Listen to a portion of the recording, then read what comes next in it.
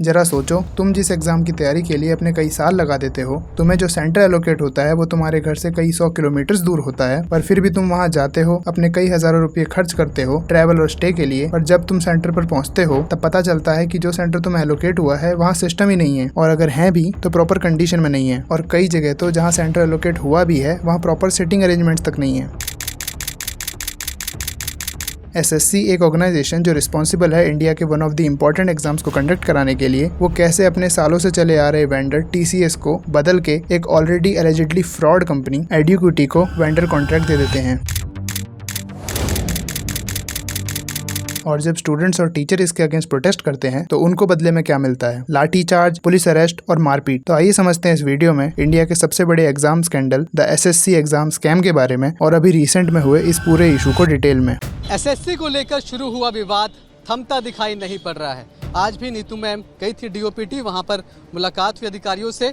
क्या बातचीत चल रही है, सोल्यूशन कैसे निकलेगा? बच्चा परेशान है, वो सारा यहाँ इकट्ठा हुआ है। परेशान किस बात से है वो कि अगर वो एग्ज़ाम सेंटर्स पे जा रहा हो तो 500 किलोमीटर दूर है, और दूर जाकर के वो देखता है उसका सेंटर खेतों में डाल दिया गया है। जो भी शिक्षक हैं आज भारत के एकजुट हुए हैं, अपने लिए नहीं, इन्हीं के लिए कर रहे हैं। जो संस्था ऑलरेडी ब्लैक लिस्टेड है उसको एसएससी ने टेंडर कैसे दे दिया?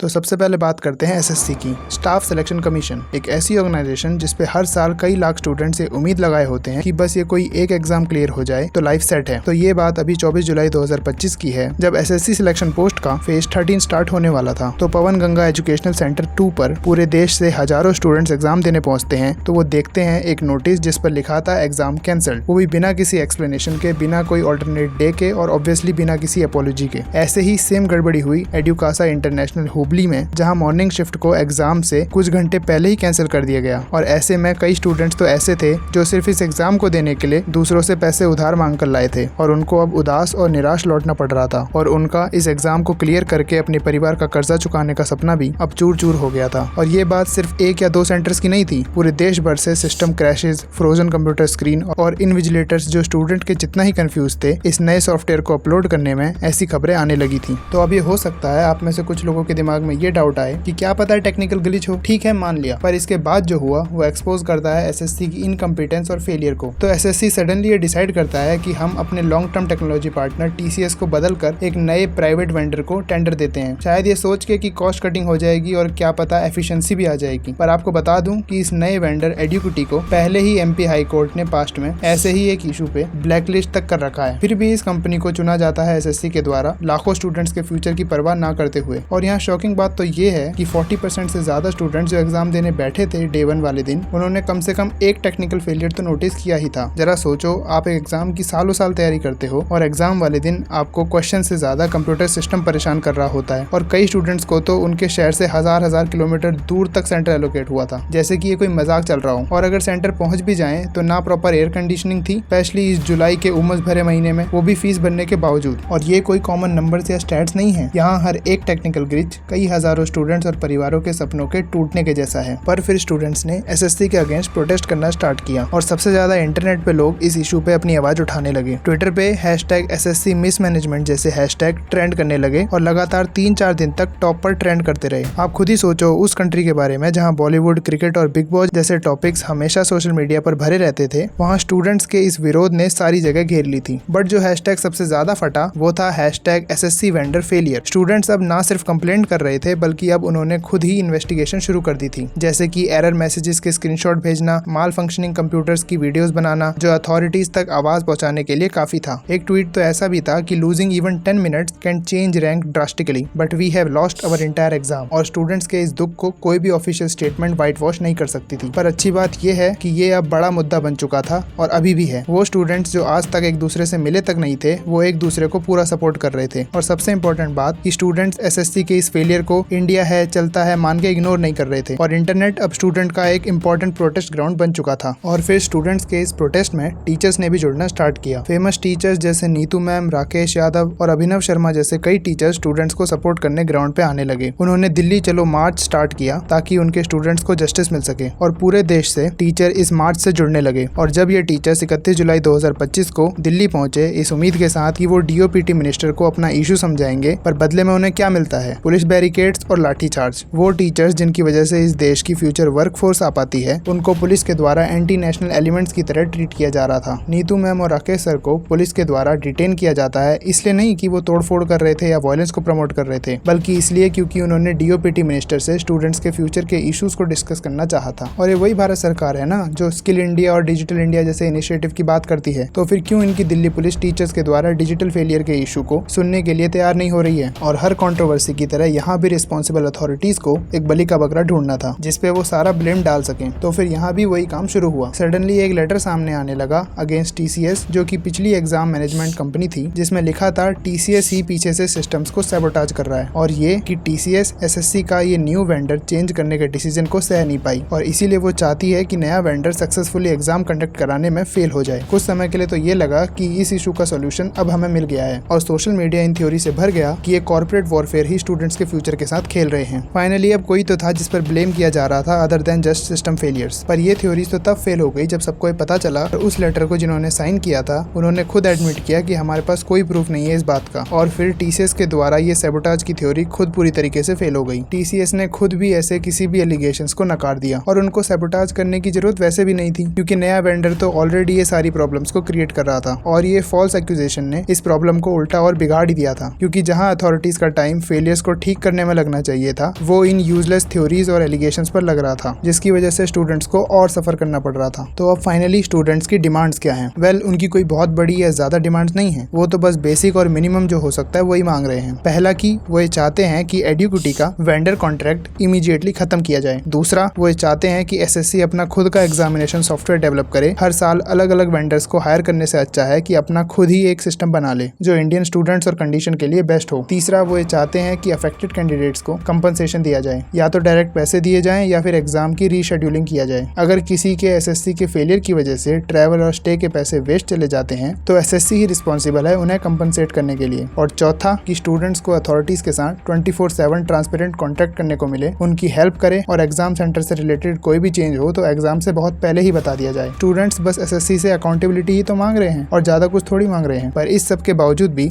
सबसे शॉकिंग बात यह है कि अथॉरिटीज का रिस्पॉन्स बस साइलेंस ही है। कोई भी मिनिस्टर इस इशू पर पब्लिकली बात करने तक को तैयार नहीं है। ना ऑफिशियली कोई अपॉलॉजी आई और ना ही कोई फिक्स टाइमलाइन आई कि कब तक ये इशू रिजॉल्व होगा, जिसे देखकर ऐसा लग रहा है कि अथॉरिटीज को कुछ पड़ी ही नहीं है लाखों स्टूडेंट्स के फ्यूचर की। और अब वीडियो के एंड में मैं आपको ये बताना चाहता हूँ कि ये सारी चीजें हमें क्या बताती हैं। तो ये इशू सिर्फ एक फेल्ड एग्जाम या टेक्निकल ग्लिच को लेकर नहीं है, ये हमें दिखाता है कि इस देश में यूथ की इंस्पिरेशन को कैसे ट्रीट किया जाता है। वो देश जहाँ एक एक एग्जाम पे लाखों स्टूडेंट्स का करियर डिपेंड करता है, वहाँ हमने ऐसा सिस्टम बना रखा है कि अगर कोई एग्जाम रिस्पॉन्सिबल अथॉरिटीज के किसी कारण की वजह से फेल होता है तो वो अथॉरिटीज बजाय खुद रिस्पॉन्सिबिलिटी लेकर उस इशू को सॉल्व करने के उन लाखों स्टूडेंट्स को बोलती हैं कि अगली बार ट्राई करना। और यहाँ अनकंफर्टेबल कर देने वाला सच ये है कि एसएससी तो बस एक सिम्टम है उस बड़ी बीमारी का जो हमें हमारी गवर्नेंस को लेकर कैजुअल अप्रोच को दर्शाती है, प्लस इनकम्पिटेंस को लेकर हमारी टॉलरेंस को भी बताती है और हमारा ढीलापन दिखाती है उन लोगों से जवाब मांगने से जो लोग पावर में हैं। तो फाइनली मेरा आपसे सवाल ये है कि जिस डेमोक्रेसी में मिनिस्टर के पास इतना टाइम भी नहीं है कि वो स्टूडेंट्स और टीचर के इशू को सुन तक सकें, वो क्या इस फील्ड सिस्टम को सुधारेंगे? आपको क्या लगता है? आप कमेंट सेक्शन में जरूर बताना। सो अगर आपको ये वीडियो फैक्चुअली करेक्ट और हेल्पफुल लगी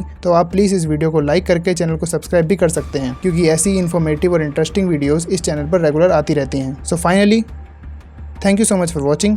I really appreciate your time.